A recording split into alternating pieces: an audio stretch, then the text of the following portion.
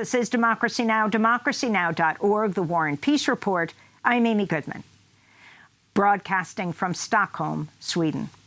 The Right Livelihood Awards celebrated their 40th anniversary last night at the historic Circus Arena in Stockholm, Sweden, where more than 1,000 people gathered to celebrate this year's four laureates: Swedish climate activist Greta Thunberg, Chinese women's rights lawyer Guo Jianmai, Brazilian indigenous leader Davi Kapanawa and the Yanomami Hutukara Association he helped form, and the Sahrawi human rights leader Aminatou Haidar, who has challenged the Moroccan occupation of Western Sahara for decades. The Right Livelihood Award is known as the Alternative Nobel Prize. Over the past 4 decades, it's been given to grassroots leaders and activists around the globe, among them the world-famous NSA whistleblower Edward Snowden, who won the award 5 years ago. In 2013, Ed Snowden shared a trove of secret documents about how the United States revealed the government was pursuing the means to collect every single phone call, text message, and email in an unprecedented system of global mass surveillance. After sharing the documents with reporters, Snowden was charged in the U.S. for violating the Espionage Act and other laws. As he fled Hong Kong, attempting to get political exile in Latin America, Snowden became stranded in transit in the Moscow, Russia airport after the U.S. revoked his passport. He has lived in political exile in Moscow, Russia ever since. Last night, I interviewed Ed Snowden during the Right Livelihood Awards ceremony here in Stockholm in front of a live audience of 1,000. He spoke via video from Moscow, where he's lived in exile since 2013. Ed, it was something like 6 years ago that this young 29-year-old computer geek, NSA contractor, decided to change his life. That young man was you. You were in Hawaii, an NSA subcontractor.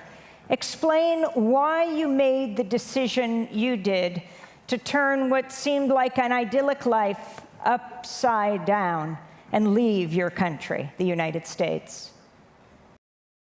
It was not an easy decision. It's one I think anyone would rather avoid.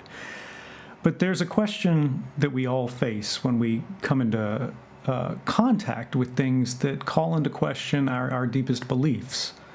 I was always very much an agent of government long before I worked for them, because I believed everything that I heard and everything that I read from official sources, because to me it seemed that they had no reason to lie to us.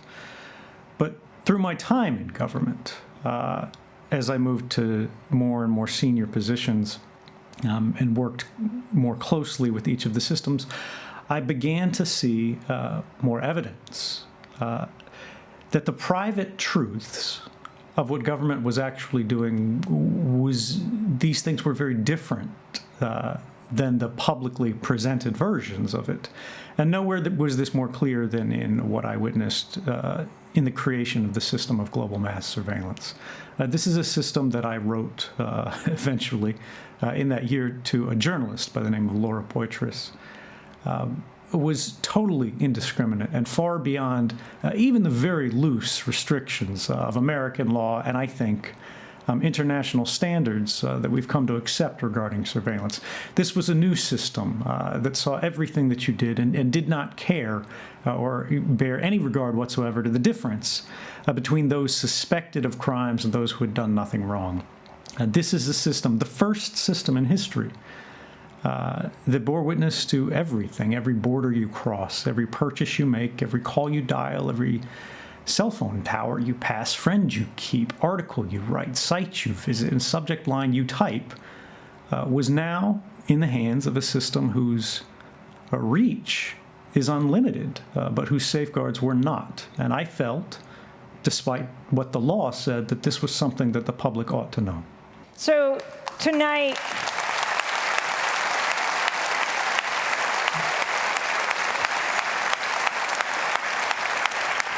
And as you can hear here in the auditorium in Stockholm, and if we could hear that applause around the world, it would be thunderous. People are deeply concerned about what you reveal to the world.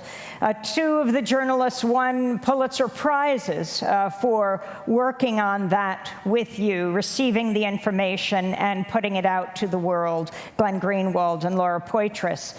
But now, you cannot go back to your own country, though you are hailed as a hero by so many. 5 years ago, the Right Livelihood Foundation worked hard for you to come to Sweden. Until this day, not a single European government has come forward to offer you protection against extradition to the United States. Can you explain what you face in the United States, what you've been charged with, and what that means to you?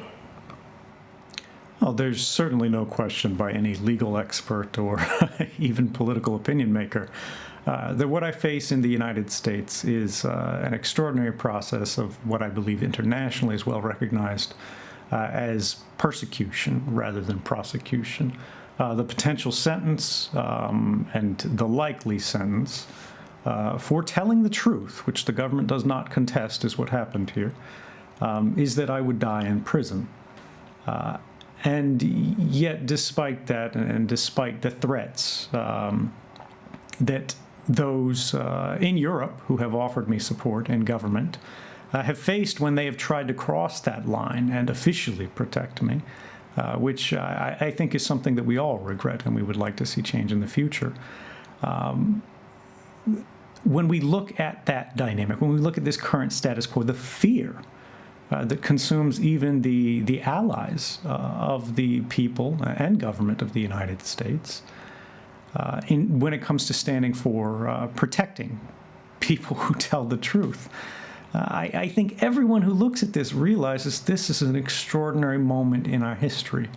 One of the core pillars of the modern system of the world, the institutional standards and structures that the United States itself designed, it is now actively working to oppose so long as those institutions insulate their critics. And I think that's a very dangerous thing. And this is the thing. It's not about me. It doesn't matter what happens to me. I've done my part. I've said my piece. I could be the best person on earth. I could be the worst person in history. And it's not going to make a difference to your tomorrow. But what will is if people can tell the truth to the public about the most material facts and programs and policies that affect our lives every day.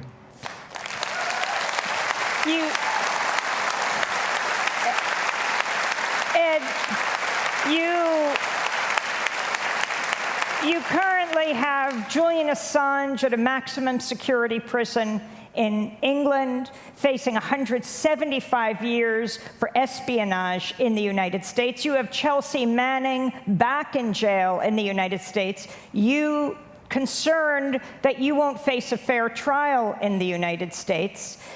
Can you respond in all of these cases? You are all among the most famous whistleblowers in the world. Yeah, when you look at my case and the Manning case before me, when you look at the Ellsberg case going all the way back to the 1970s, they're all derived from the same law under which Julian Assange, who, it should be clear, owes no allegiance to the United States. He's not a U.S. citizen. He's simply a publisher working in news. They've been charged under this Espionage Act. This is a special law that absolutely rules out any kind of fair trial.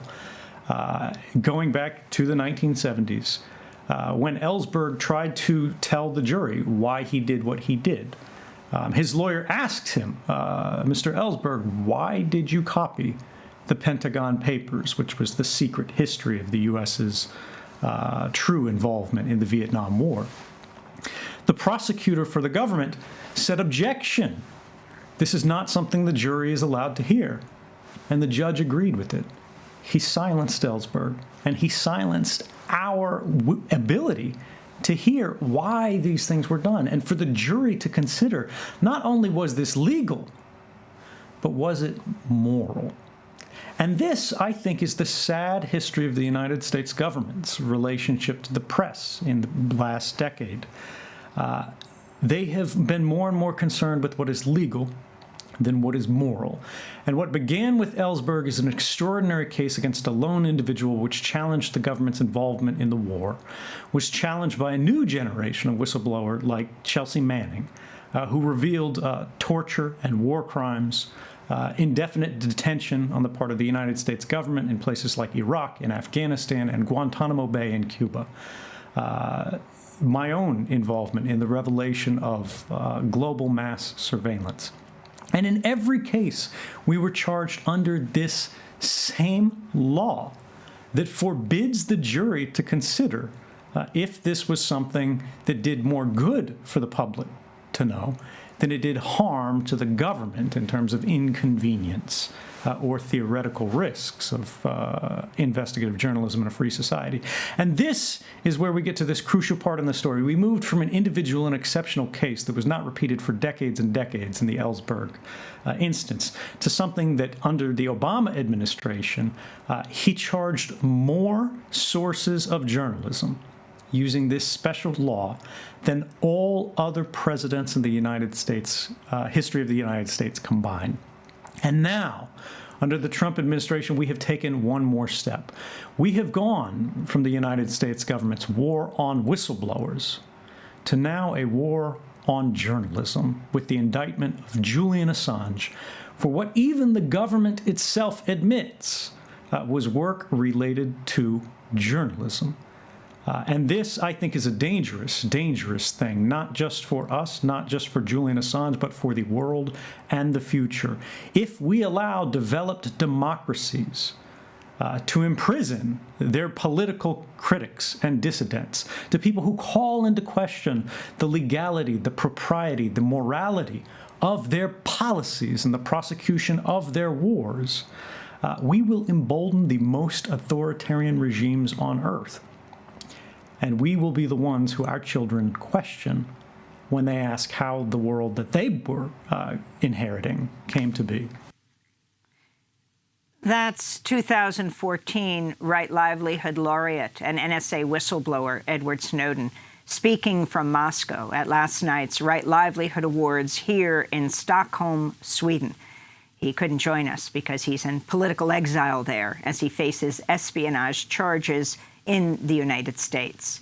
Coming up, we'll speak to one of this year's winners. That's Sahrawi human rights leader Aminatou Haidar, who's led a decades-long peaceful campaign to resist the Moroccan occupation of Western Sahara, often called Africa's last colony. Stay with us.